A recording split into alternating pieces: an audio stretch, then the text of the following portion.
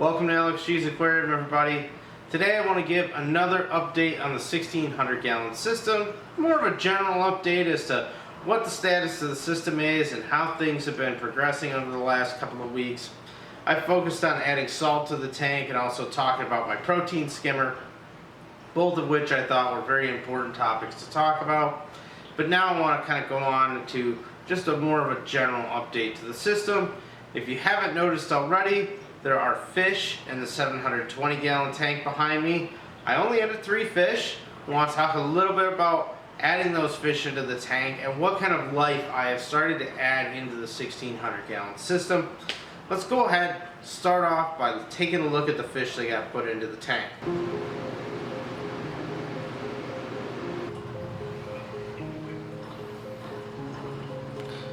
Well, there you have it. Here are the 3 fish that got added to the 720 gallon tank. Can't really tell all that great because they're moving around, but these are orange-tailed damsels. I picked them up at my local fish store here. I said as long as my pH is good, I should be okay to at least get a couple of fish in the tank. These damsels, after I put them in, have actually been behaving a little different than I thought they would. As you can see, they're grouped pretty closely together.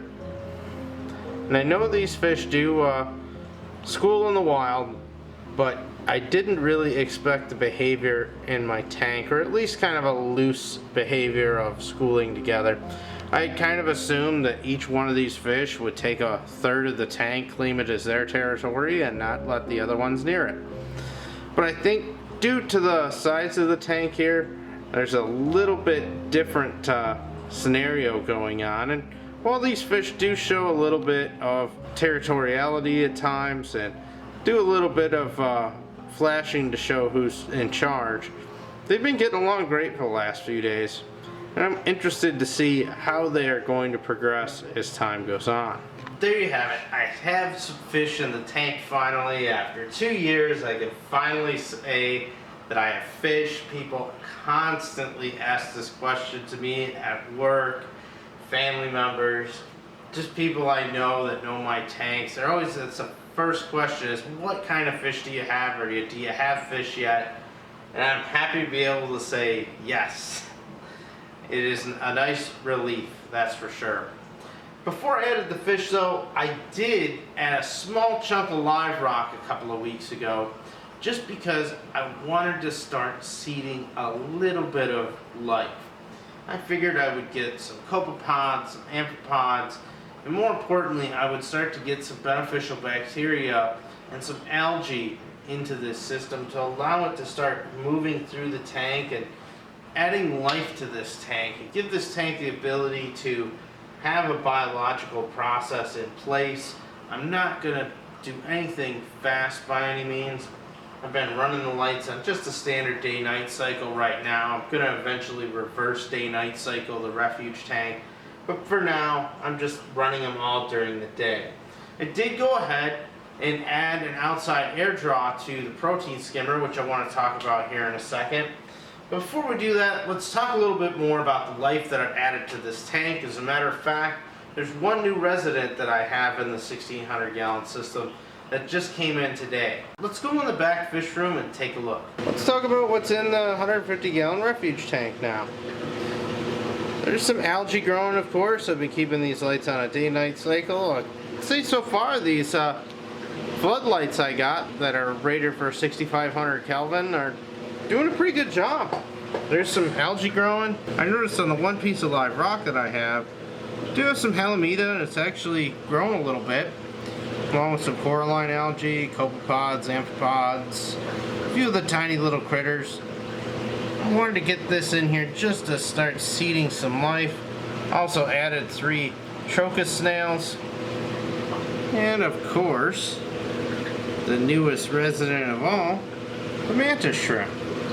I just couldn't resist. I love mantis shrimp. I think they're awesome animals. They do really good. They're very intelligent. Just put this one in just a couple of hours ago. Already she's trying to feel out her new environment. Hasn't found her spot here with some sand. This is a spear mantis, and I'm sure She's going to want to dig a burrow, as spears typically do. We'll see though what she ends up doing as she's here. I've also got some macroalgae I put in. I think everything is looking good in here. And I can't wait for this tank to start getting more life spreading through it in the coming weeks.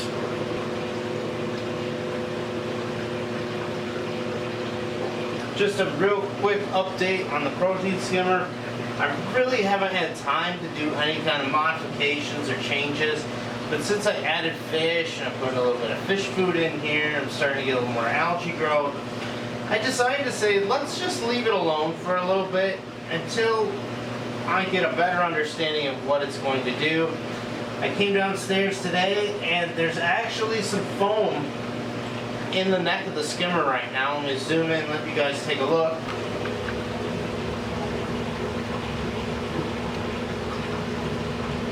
As you can see, it's starting to try and climb the neck. There's not much, but it is nice. I also did turn the outside air draw on for the protein skimmer, which is using this hose here. And I'll talk really briefly here about the air filter I put on. Now I have two air filters on here. This is the second one.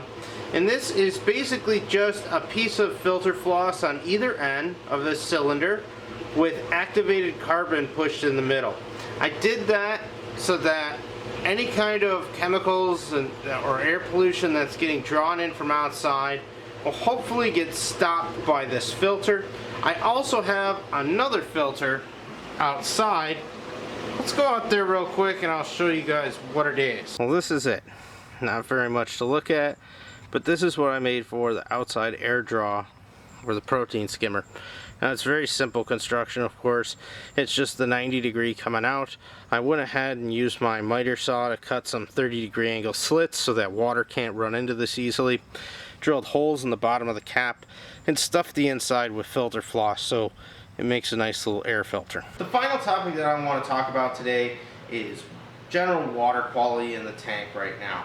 I haven't done a whole lot with testing water yet, but my pH of course has jumped since I added the outside air draw for the protein skimmer.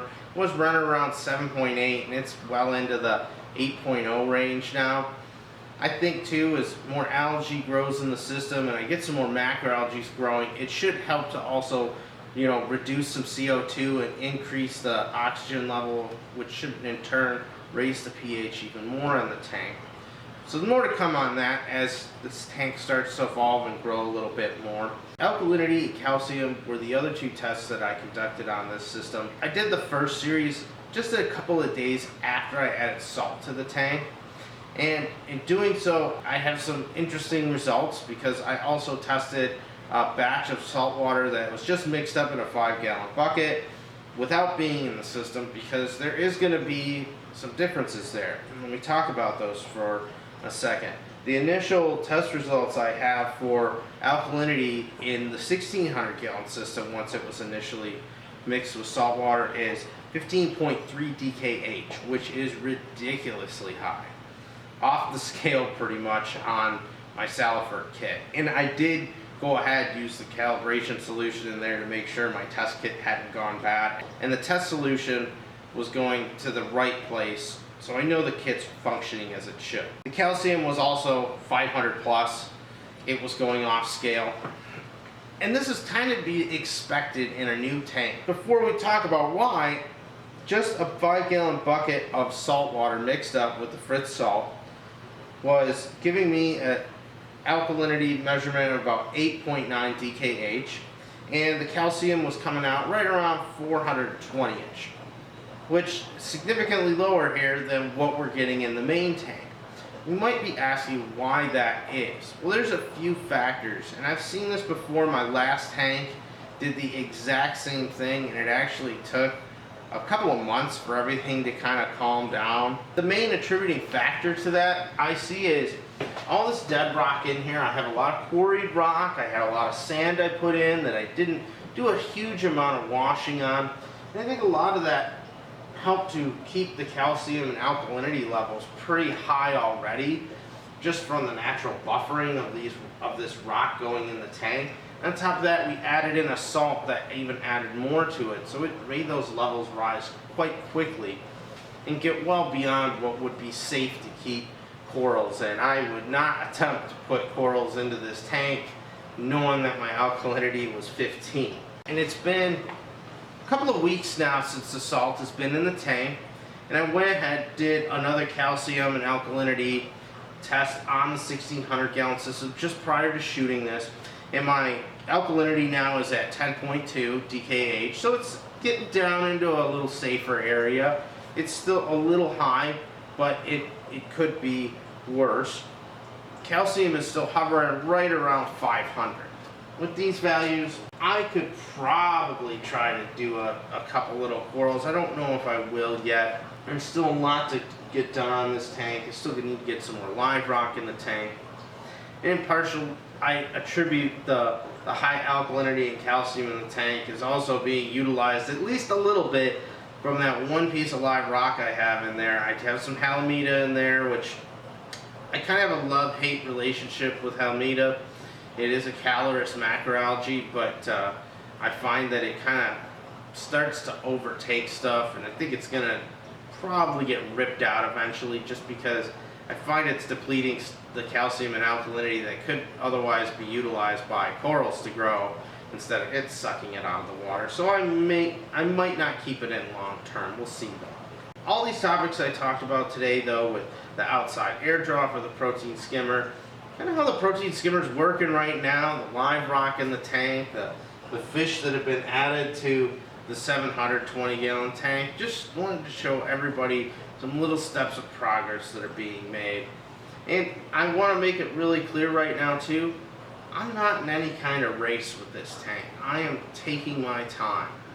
I don't believe in dumping everything into a tank all at once and rapidly stocking an aquarium. It can be done, and I won't argue that it can't be done, because I've seen people do it. But I tend to like to take my time with things and watch all the life kind of spread around the tank. I still can't wait to get a little bit more live rock in, to start getting more of the amphipods, copepod, different life coming into the tank. I might even get some other live pods just to seed the tanks and let them go in here without any kind of predators, or just a couple little predators in the big tank, just to let that life spread around and not be interrupted by anything. And then I'll start to add fish into the tanks, and eventually corals as well. Also have a lot more equipment that needs to be purchased before we can move this tank forward. I hope everybody liked the video. If you did, go ahead and give me that thumbs up, and if you didn't like the video, that's okay too. You can give me a thumbs down. As always, I want to hear your comments and questions on the 1600 gallon system, especially if you have anything on my choice of using live rock or the fish I purchased. I'm interested to hear what everybody has to say. There'll be more to come in the next few weeks on this tank. There's going to be a lot more life coming in here soon. Thanks again for watching, everybody, and I'll see you on the next video.